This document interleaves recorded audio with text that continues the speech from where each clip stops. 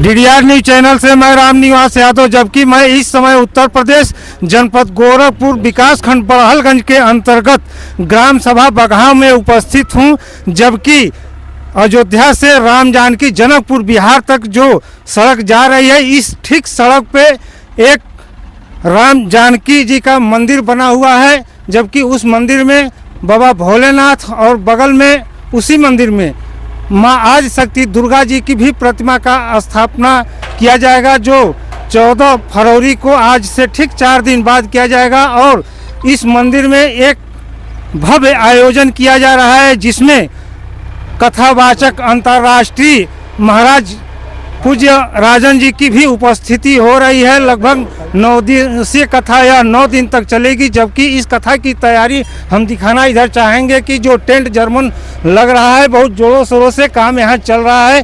थोड़ा रास्ते की दिक्कत है। यहाँ जो आयोजक हैं, सह आयोजक हैं और गांव के लोग भी उपस्थित हैं। रास्ते को बहुत जल्दी ठीक करवा लेंगे। जो जनता आएगी, लगभग यहाँ लाखों से ऊपर जनसंख्या जा सकती है। जबकि 22 जनवरी को अयोध्या में रामलला प्राण प्रतिष्ठा माननीय प्रधानमंत्री जी द्वारा किया गया। जबकि 1 महीना पहले बड़हलगंज में जबकि बागेश्वर धाम धीरेन्द्र शास्त्री जी का भी उपस्थिति हुआ था, जो 3 दिवसीय कथा चला। और इस चिल्लू पार की जनता नहीं, लगभग दूसरे प्रदेशों से जनता, जहां लाख जनता 1 लाख की जनता का लोग अनुमान लगा रहे थे, लगभग 200 लाख की जनसंख्या उमड़ चुकी थी। और इस जो कछरांचल है, दक्षिणांचल है, इसमें भी लाख से ऊपर जनसंख्या जा सकती है। और मंदिर बन रहा है, बहुत तेज़ी से काम हो रहा है। थोड़ा बहुत बाकी है, लगभग 2-4% जो कि 2 दिन में पूरा कर लिया जाएगा। और कलश यात्रा के साथ 14 फरवरी को कलश यात्रा है। इसी के संदर्भ में यहाँ उपस्थित आयोजक जी से हम वार्तालाप करेंगे कि क्या क्या व्यवस्थाएं चल रही है, शासन और प्रशासन द्वारा इनको क्या अनुमति मिली है, और क्या यहाँ जो लोग आएंगे उनको क्या किस प्रकार की व्यवस्था देंगे। जबकि यहाँ बड़हलगंज चिल्लू पार के ही नहीं, महाराज राजन जी का कथा सुनने के लिए लगभग दूसरे प्रदेशों से भी लोग आ सकते हैं। उनको ठहरने और रहने की क्या यहाँ व्यवस्था की गई है, इन सारी जानकारियाँ हम अपने चैनल के माध्यम से जो यहाँ उपस्थित होंगे वह कथा को देखने के लिए सुनेंगे, जानेंगे। अगर उनको थोड़ा मन में हिचक होगा कि हम वहाँ जाएं तो वहाँ किस प्रकार की व्यवस्था है नहीं है, इसी के बारे में आप पूरा साफ कर देंगे कि नहीं क्या व्यवस्थाएँ हैं। सबसे पहले डीडीआर न्यूज चैनल में आपका स्वागत है। नमस्कार, मैं राकेश सिंह जी। आपका कथा किस डेट से किस डेट तक चलेगा और इसमें क्या क्या व्यवस्थाएं आए हुए श्रद्धालुओं को दी जा रही हैं, इसमें विस्तार रूप से बताएं। कथा 14 फरवरी से 22 फरवरी तक चलेंगी जी। इसमें व्यवस्था मान लीजिए लोकल अंचल के लोग जो बाहर से भी लोग आ रहे हैं, बाहर वालों के ठहरने के लिए जगह दी जाएगी बड़हलगंज में जी। यहाँ महाराज जी यहीं पर ठहरेंगे जी। और उनके पूरे स्टाफ जो भी आएंगे, काफ़ी लोग जो भी आते हैं उन लोगों के लिए व्यवस्था यहाँ पर की जा रही है। जो भी वीआईपी आएंगे उनके लिए होटल की व्यवस्था कर रहे हैं बड़हलगंज में जी। जो दूर दराज से लोग आ रहे हैं जो यहाँ रुकेंगे, तो उनको खाने और रहने की क्या व्यवस्था की गई है? सब लोगों की व्यवस्था की गई है। डेली के 400 लोगों के लिए व्यवस्था की गई है, खाने पीने के लिए व्यवस्था कर दी है। जबकि इसी के साथ यहाँ कुछ आपके सहयोगी खड़े हैं और विस्तार रूप से बताएंगे। आपका नाम? हमारा नाम राज बहादुर सिंह है जी। और हम लोग भैया के साथ इस कथा में सहयोग में लगे हुए हैं जी। आए हुए श्रद्धालुओं के जो भक्त हैं महाराज जी के और राम जानकी दरबार के और बाबा भोलेनाथ के, माँ आदिशक्ति दुर्गा जी के, लगभग यहाँ कितने लोगों की उपस्थिति हो सकती है? देखिए, यहाँ पे अनुमान लगाया जा रहा है कि 40 से 50 हज़ार लोग पर डे कथा श्रवण करेंगे राजन जी महाराज का। और जो भी लोग अन्य प्रदेशों से और अन्य देशों से, दूर दराज से जो भी लोग आ रहे हैं, उनके लिए यहाँ पर बड़हलगंज में होटल की व्यवस्था है। देवरिया में भी होटल की व्यवस्था की गई है। जो लोग वहाँ से डेली अप डाउन करेंगे और आके कथा सुनेंगे, शाम को कथा विश्राम के बाद प्रसाद लेंगे। और कथा का टाइम क्या है? कथा का टाइम सुबह दोपहर 2 बजे से शाम 6 बजे तक कथा का समय रखा गया है।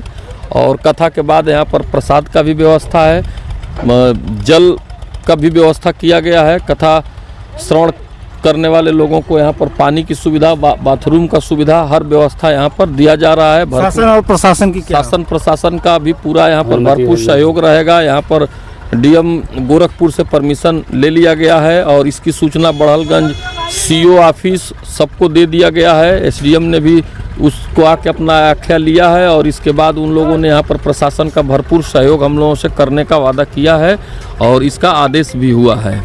इसी क्रम के साथ हमारे आदरणीय परम मित्र जो बड़े भैया हैं सामने उपस्थित हैं। इस कथा के संदर्भ में विस्तृत और जानकारियां देने का कार्य करेंगे। सबसे पहले आपका DDR न्यूज़ चैनल में स्वागत है। धन्यवाद।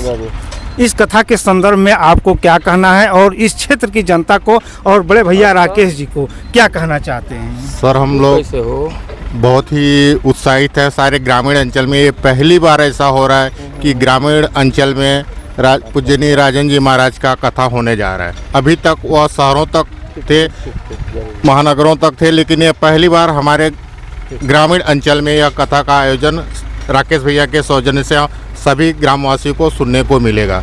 जो यहाँ से लोग बड़हलगंज नहीं जा सकते थे, ऐसे भी लोग थे कि किराए के अभाव में या साधन के अभाव में बड़हलगंज तक नहीं पहुँच पाए हमारे क्षेत्र के लोग, उनके लिए ये बहुत ही अच्छी बात है कि वो यहीं पर आकर और कथा का श्रवण कर सकते हैं।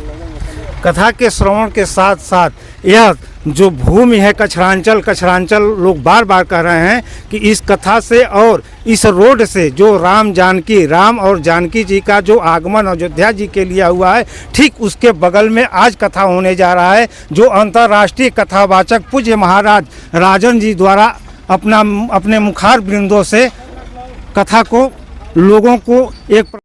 इसी के साथ हम राम जानकी मंदिर जो राम जानकी रोड पर बन रहा है, जो बगहा के राकेश सिंह जी द्वारा बनवाया गया है, इसी के संदर्भ में हम मंदिर पर उपस्थित हो चुके हैं। जबकि मंदिर का कार्य तेजी से चल रहा है।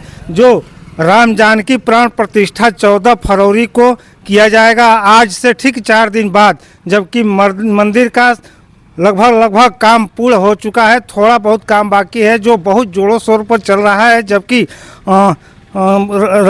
अंतर्राष्ट्रीय कथावाचक पूज्य राजन जी महाराज जी का आगमन 14 तारीख से पहले 13 तारीख को हो जाएगा। जबकि कथा 14 तारीख को 2 बजे से शाम 6 बजे तक चलेगा। जबकि यहाँ श्रद्धालुओं की उपस्थिति ज़्यादा से ज़्यादा होने की संभावना जताई जा रही है। जबकि यहाँ एक बहुत पुराना मंदिर था जो सिस्टमेटिक ढंग से जो कारीगरों के द्वारा वहाँ इधर से खसकाकर उधर किया गया है, ताकि इस मंदिर को बनवाने में लगभग अधिक से अधिक पूंजी लगी है और मंदिर बनकर तैयार हो गया है इस कचरांचल क्षेत्र के लिए। जबकि इधर राप्ती नदी एकदम सड़क से सटी हुई है और इधर माँ सरयू तट है, जो कि यहाँ से मात्र 1 किलोमीटर तक होगी भैया, 1 किलोमीटर तक 1 किलोमीटर है। जबकि राप्ती और माँ सरयू का संगम यहाँ से लगभग 2 से 3 किलोमीटर है और जो देवरिया और गोरखपुर बॉर्डर को जोड़ता है एक सेतु उग्रसेतु सिंह सेतु जो बना है, और उग्रसेतु सिंह सेतु से होकर जनकपुर माँ जननी सीता जी के जन्मस्थली तक यह सड़क जाती है। और जबकि पटना घाट, पटना चौराहा 2 चीज़ से लेकर लगभग 10 से 15 किलोमीटर की दूरी है। लेकिन ऐसा भव्य यहाँ के लोग बता रहे हैं कि मंदिर इस कचरांचल क्षेत्र में नहीं है। जबकि हम अनुमान लगा रहे हैं कि इस जो कचरांचल नहीं, अगर देखा जाए तो गोला से लेकर और बरहज के बीच की दूरी क्या मईल चौराहे तक देखा जाए तो ऐसा मंदिर कहीं नहीं बना है। जबकि राकेश सिंह द्वारा जो इस कचरांचल से उठकर क्या उनके दिमाग में आया कि जो एक नया दिशा इस कचरांचल के लोगों को देने जा रहे हैं और अंतर्राष्ट्रीय कथावाचक पूज्य राजन जी महाराज जी को इस धरती पर बुलाकर लोगों को कथा सुनाने का